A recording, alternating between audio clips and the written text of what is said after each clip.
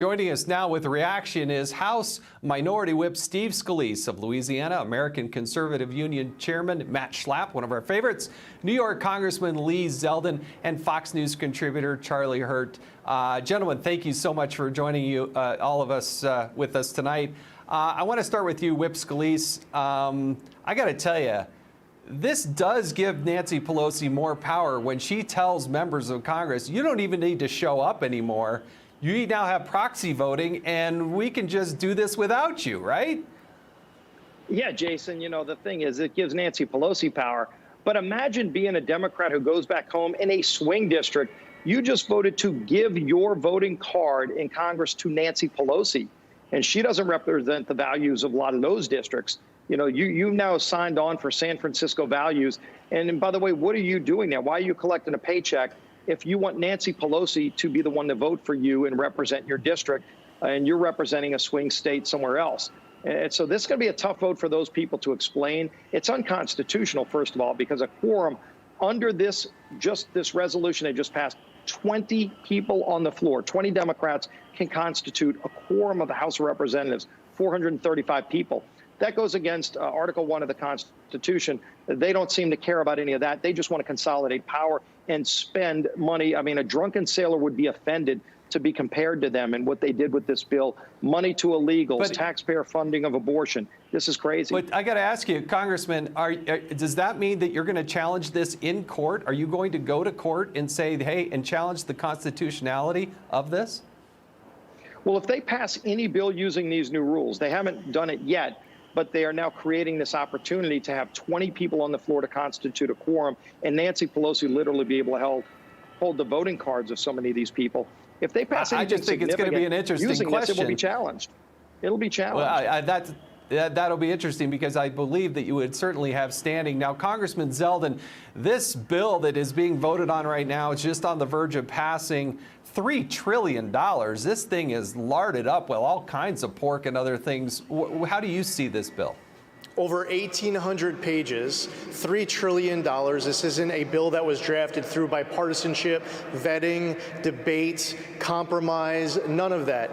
It gives stimulus checks to people who are legally in our country, massive prison release, legalizes throughout America ballot harvesting. It outlaws voter ID. It extends unemployment in a way that's going to keep people out of work for almost another year. I'll add another one to that. It provides more money to state and local governments in the hundreds of billions beyond what our local governments are even asking for. So Speaker Pelosi chose this hyper-partisan path to nowhere rather than pursuing the alternative, which was working with President Trump, working with congressional Republicans, and trying to negotiate a compromise. This is something to appease her left flank. This is one, though, that turns off most of America, and she's going to end up with a bill that's dead on arrival in the Senate and not going anywhere. It was a strategic failure on her part on multiple levels, on the process and the substance. This is a waste of everyone's time, and it's certainly a waste of a whole lot of tax dollars, especially with all those liberal fantasy items totally unrelated to coronavirus response. I mean, Matt, if you spend $1 million a day every day, it would take you almost 3,000 years to get to $1 trillion. And this bill is $3 trillion. That's $10,000 per person in the United States of America. Why not just give them $10,000 each? Thanks for doing the math. Thanks for doing the math for me, Jason, because it's staggering. And we already did $3 trillion. So what I think Republicans are saying, which is rational, is let's let all of the money we've already spent like drunken sailors because the government shut down American businesses, let's let that capitalize in the system. And Jason, this is the critical point, which is more bridges and more stimulus is not what the American economy nor its people need. They need to be legally allowed to go back to work. They need to be able to open up their shops. If you're a mom and pop, you should be able to be open just like the big box retailers are able to be open. We have this indiscriminate, silly rules out there by mostly blue state governors, and it needs to end. No business can survive if it can't make a product nor transact with customers. It's simply that clear. Now, Charlie, the Democrats have been trying to say, oh, we just need to work together. We got to find something that's bipartisan. But Nancy Pelosi didn't do any of that. I mean, they say one thing, do something that's totally opposite. How in the world do they go back to the American people and say, hey, we're the adults in the room, we're the ones that'll work together and get things done, when they put this monstrosity in front of the Congress and then vote to say, hey, we don't even need to come back into session? It's incredible. This should be a real wake-up call, because if anybody doubts what is at stake in this election coming up, this is what's at stake. This is what these people will do. If they get control of if they hold control of the House, they get control of the Senate, and Lord forbid they get control of the White House.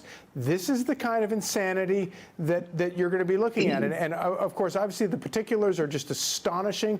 The SOPs to illegal aliens, all of that stuff is absolutely, just absolutely reprehensible. But let's step back for a minute. How in the world does piling $3 trillion in additional debt on hardworking Americans, how does that help them recover from this pandemic and recover from shutting down the economy?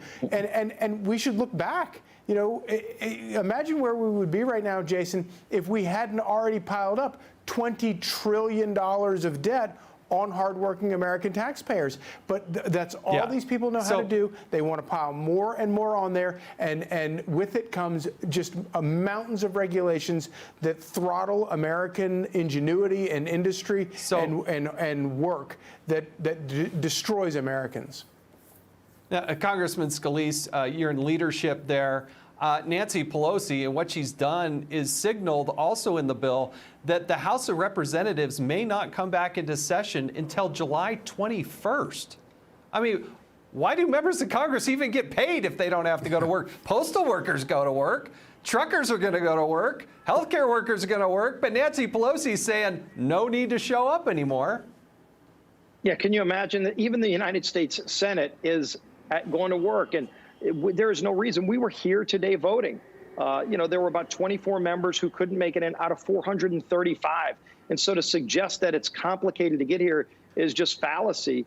So why she did this, it's about a power grab. It surely has nothing to do with health and safety, because as you mentioned, you know, we've got our frontline workers back at home in our hospitals, our grocery stores.